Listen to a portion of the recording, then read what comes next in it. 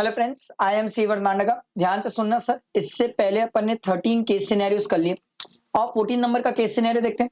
तरीका वही है सर, नीचे आके पहले क्वेश्चन पढ़ो और अगर आपने अभी तक टेलीग्राम ग्रुप ज्वाइन नहीं किया तो ज्वाइन कर लो सर। वहां पर डाउट्स क्लियर करेंगे और डाउट्स मैं क्लियर करूंगा, आपकी हेल्प करूंगा।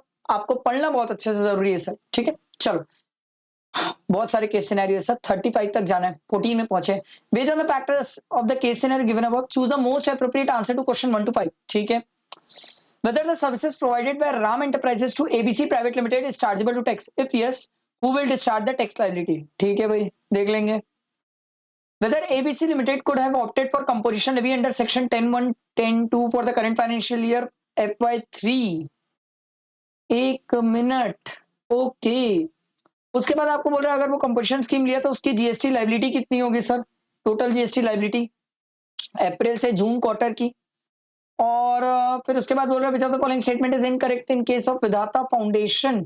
सर एक मिनट सर, ये केस सिनेरियो जो है ये एग्जैक्ट सेम है, एग्जैक्ट सेम।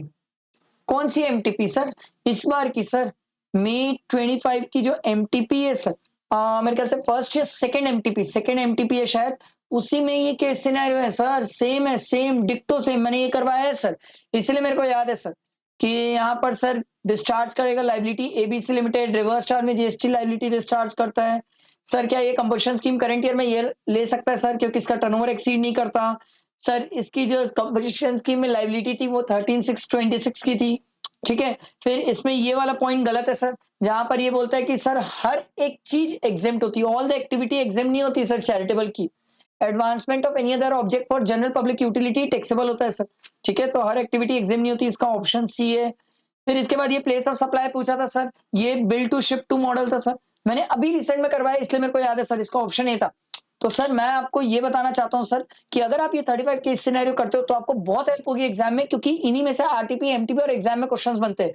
आपका प्रैक्टिस किया हुआ रहेगा तो आपको एग्जाम में डेफिनेटली बहुत हेल्प मिलेगी। आई होप मेरी बात समझ आ रही हो। 14 तो यार ऐसे ही था। अब नेक्स्ट केस सिनेरियो 15 करेंगे और आगे और भी केस सिनेरियोस करेंगे। लाइक करना, फ्रेंड्स को शेयर करना और टेलीग्राम ग्रुप ज्वाइन कर लेना, वहां पर सब चीजें मिलती है सर, ठीक है। चलो, थैंक यू।